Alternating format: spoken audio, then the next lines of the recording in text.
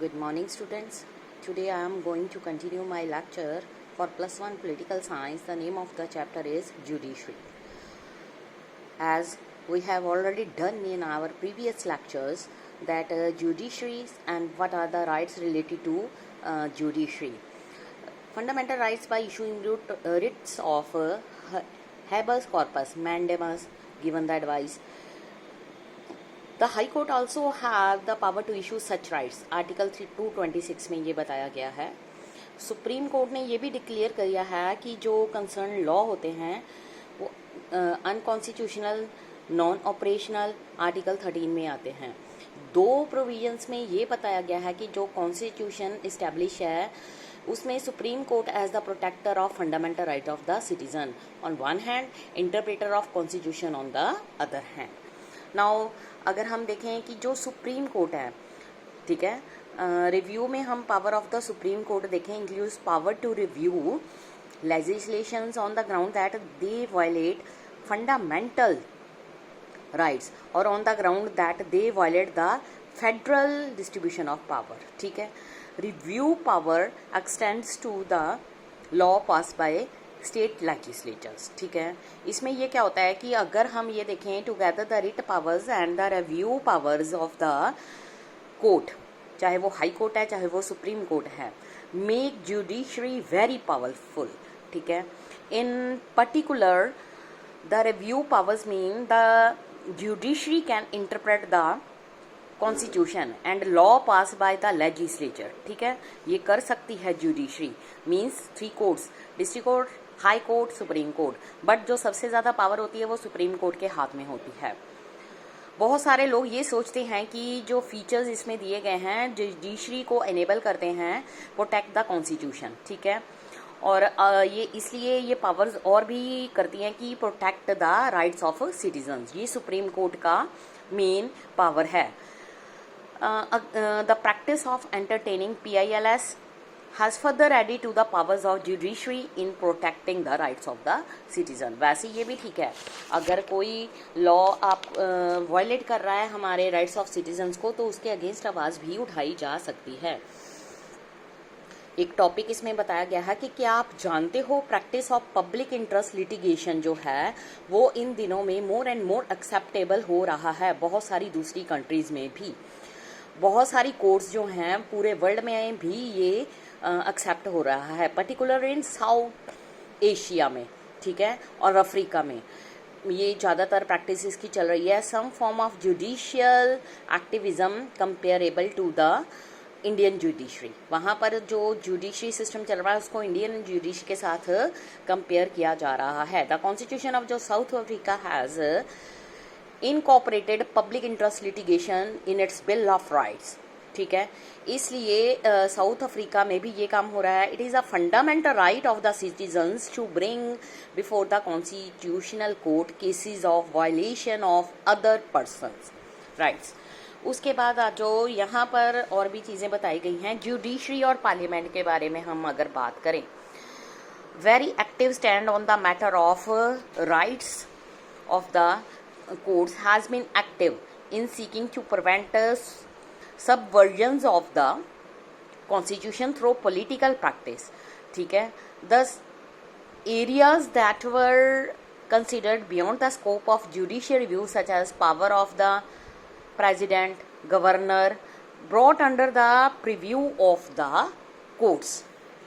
बहुत सारे इंस्टेंस ऐसे भी आए हैं जिसमें सुप्रीम कोर्ट जो है actively involved itself in the administration of justice by giving direction to the executive agencies. ठीक है, अगर हम बात करें it gave direction to CBI. ठीक है, to initiate investigations against politicians and bureaucrats in Hawala case. Hawala case भी आए हैं, उसमें एक आया था Narasimha Rao case, illegal allotment of petrol pumps case. ये ऐसे केस भी आए हैं. You may have heard about some of these cases. ठीक है, many of these instances are the product of judicial activism. उसके बाद Indian constitution is based on the delicate principle of limited separation of powers and check and balances, ठीक है। It means that इसका मतलब ये हुआ कि जो organs of the government has clear area of functioning, क्योंकि जो पावर्स हैं वो डिवाइड कर दी गई हैं एग्जीक्यूटिव, लेजिस्लेचर एंड जुडिशरी के बीच में।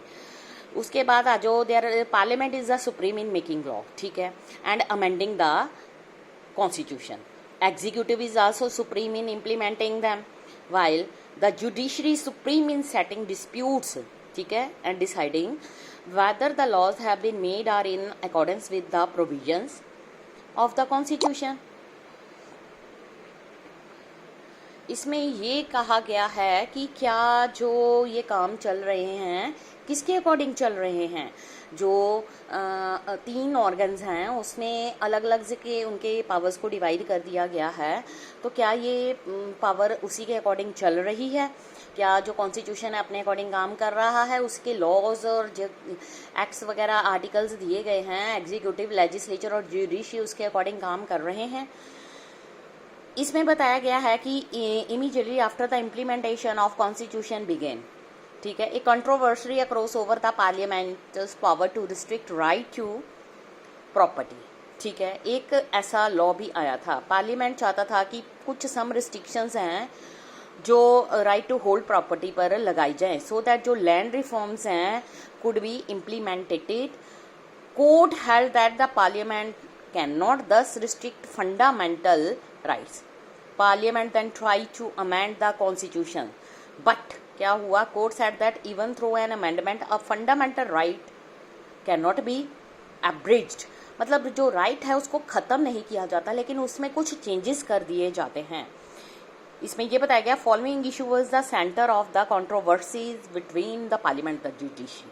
What is the scope of right to private property, what is the scope of parliament power to curtail, abridge, abrogate fundamental rights, what is the scope of parliament power to amend the constitution, can the parliament make laws that abridge fundamental rights while enforcing directive principles।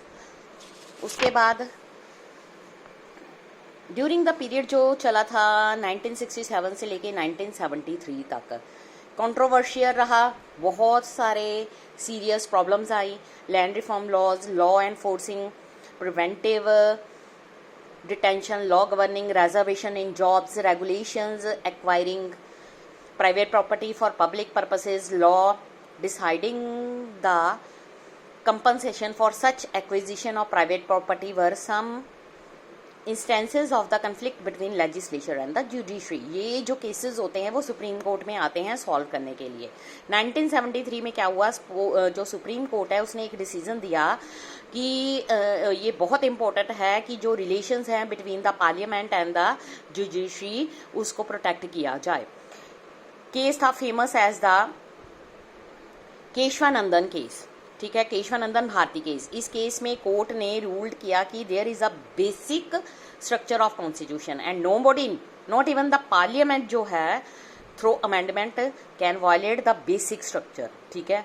Court ने ये कहा two more thing, first it set the right to property, ठीक है, disputed issue था, was not part of basic structure, therefore could be suitably abridged. Secondly, the court reserved itself the right to decide whether various matters are part of the basic structure of the constitution. ये case जो perhaps the best examples of how judiciary uses its power to interpret the constitution, ठीक है। मतलब जो constitution में case दिए जाते हैं या कुछ भी लॉज या आर्टिकल्स दिए जाते हैं उसमें चेंजेस हो सकते हैं लेकिन उसको अबॉलिश नहीं किया जा सकता। Ruling has changed the nature of conflicts between the legislature, judiciary. As we studied earlier, जैसे हमने पहले ही स्टडी किया हुआ था, the right property was taken away from the list of fundamental rights in 1979, ठीक है। और इसने ये भी हेल्प की in changing the nature of the relationship between these two organs of the government। उसके बाद आ जाओ कुछ issues जो हैं अभी तक as a boon of contention between the two, can the judiciary intervene in and regulate the functioning of the legislature? In the parliamentary system, legislature has the power to govern itself and regulate the behaviour of the members.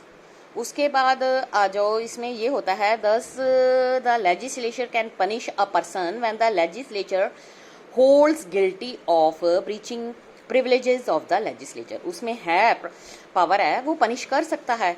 उसके बाद जो person who is held guilty for breach of parliament, उस privileges seek protection of the courts, लेकिन वो court की protection ले सकता है। Can a member of the legislature against whom the legislature has taken disciplinary action get protection from the court? कुछ ऐसे issues are unresolved, ठीक है, are matters of potential conflict between the two। इसी तरह से कॉन्स्टिट्यूशन जो है provides that the conduct of judges cannot be discussed in the parliament।